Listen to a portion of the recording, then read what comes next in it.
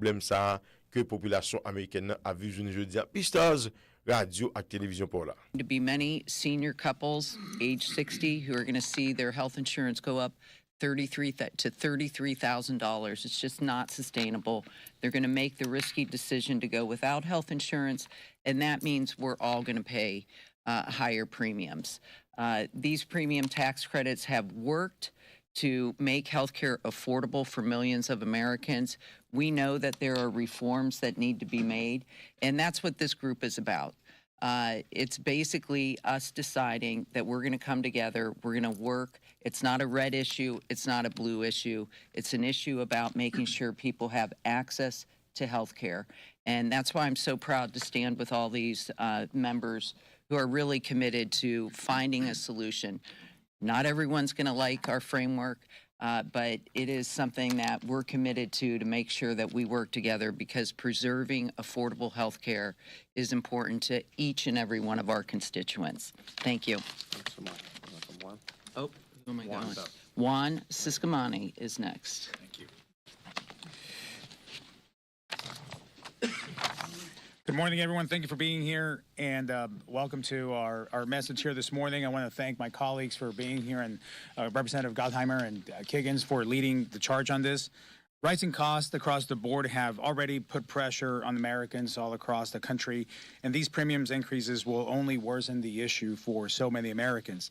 The reality is that we're now facing a critical timeline where people, through no fault of their own, will pay the consequences if policymakers do not act. We could sit here and argue about how we got here, but that's not for today. That's for another day. That right now, it's our responsibility to act. Doing nothing is not an option in the circumstances. This is a short-term way to address this emergency, and there's longer-term policy that on the reform that we're going to work on later, but I'm committed to doing the work today. This period, right now, this proposal calls for action for both chambers to engage with House members ahead of a potential December vote. It also urges members ahead of this discussion and urges everyone on the group's consideration of the Common Ground 2025, the bipartisan health care framework that was described by my colleagues before me, and you can see on the chart as well. So our effort is a practical and bipartisan way to improve the lives of our constituents, lowering cost, increasing accountability, and providing the certainty that families need and they also deserve. The time to act is now, and that's what we're here to do. Thank you. And with that, I would like to introduce my colleague, Congresswoman Scholten. Thank you. Thanks, Juan.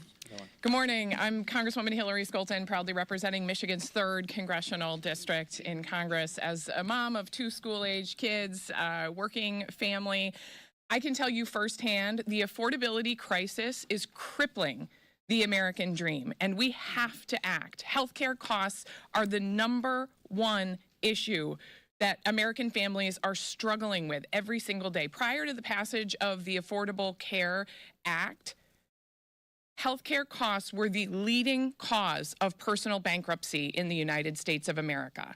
We have just 27 days until these health insurance premiums expire. 9 session days. Time is not on our side. We have to act.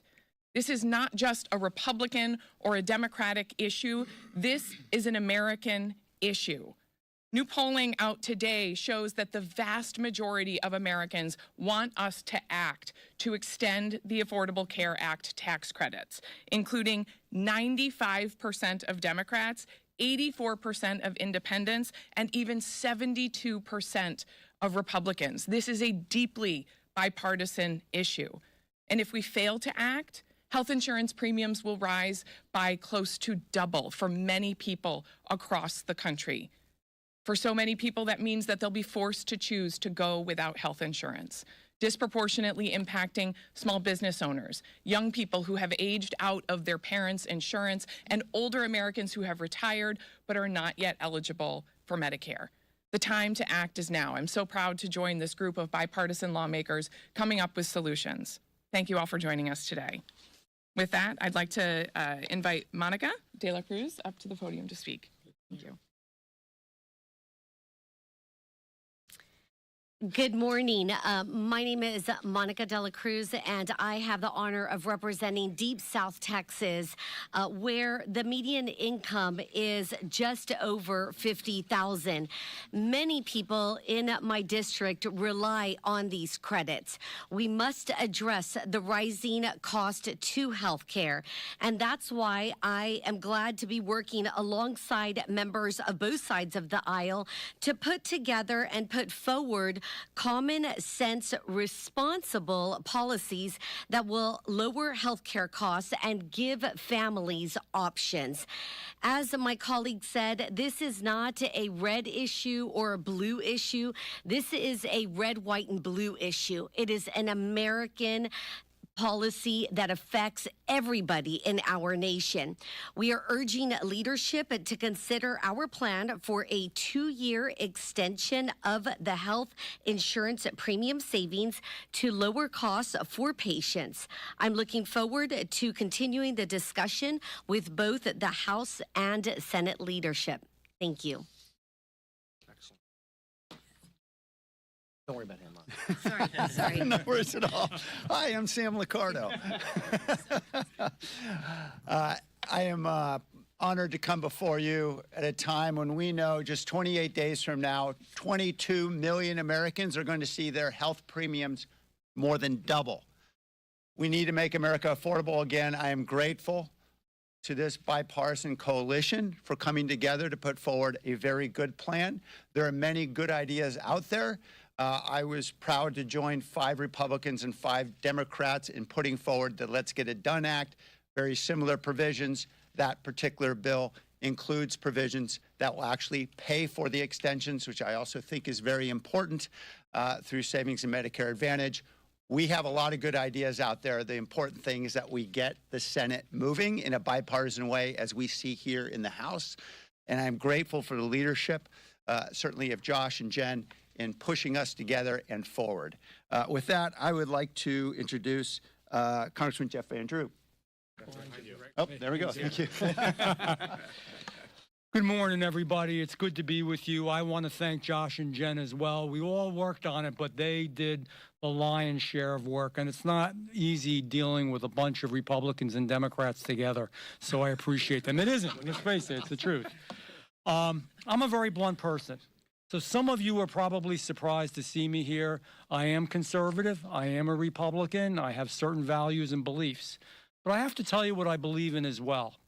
And it's based upon my interaction with lots of people, not only in my district, but around the country. This truly is an issue that affects all Americans, American families, American patients, and we don't want them to suffer. And we have a responsibility, you know.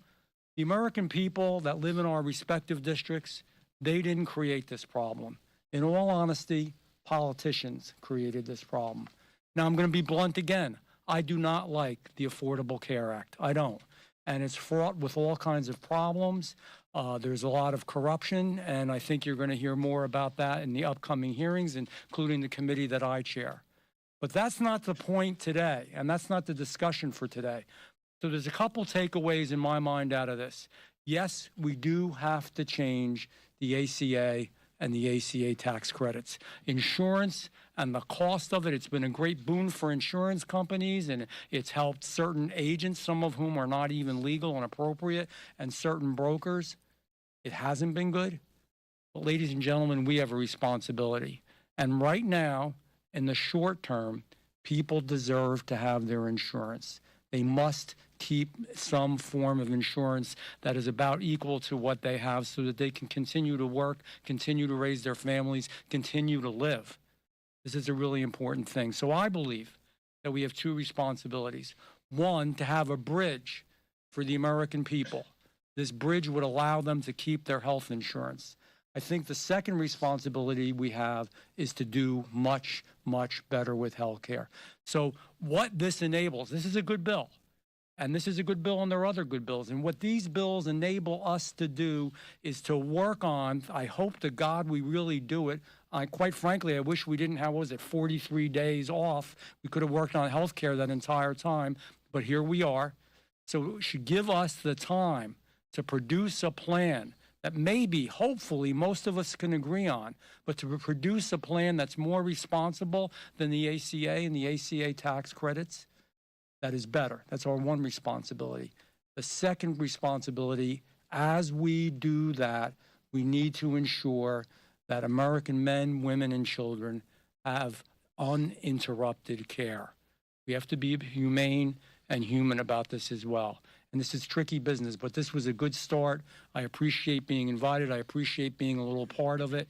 And I think that we can accomplish this goal. The time is short. We need to act fast. And I'll finally wrap up with this. I hope this plan is the one. But whatever it is, I'm willing to work with whomever to make sure the American people get what they deserve, which is decent health care. Thank you. And with that, next is Congressman Goodlander. All right. Jeff Van Drew, qui c'est un républicain qui sorti dans l'État New Jersey, qui dit qu'il c'est un conservateur, qui pas danser collé trop avec programme Obamacare là. Nous connaissons un programme assurance ça, l'hypothèse non ancien président républicain Barack Obama, et en peu le monde fait comprendre que c'est pour ça qu'il y a plus de problèmes. Donc, comme il dit, il y a corruption là-dedans, mais il y a des bagages qui bon, il a essayé de ça qui bon en faveur de la population américaine qui a souffert avec question assurance pour santé. Et il y a aussi pas rien qui fait bagage ça à monter. Et bien haut côté le pralé nous pas connaît. Autorité annoncé tout, yo met maintenant collecteur qui t'a mis bombe dans Capitole là, dans espace congrès américain en date 6 janvier. Nous connaissons lorsque il y a une grosse manifestation pour te bourrer contre la police, contre l'agent de sécurité, quand c'était dommage qui était fait, et il qui était paré pour te mettre bombe pour exploser dans le local congrès américain. Restez branchés, nous va tourner pour nous côté plus d'informations, pour plus de détails concernant nouvelles ça avec l'autre corps, mais à 10h là, c'est Pstars Family Support qui après entrer la caou. Je veux dire, c'est jeudi lié. Famille a réuni, comment ça me donne la famille réunie pour nous capables de célébrer et puis pour nous dire bon Dieu merci également de la soirée avec un combat c'est comme ça lié oui. Red branché réseau à Pstars radio et télévision.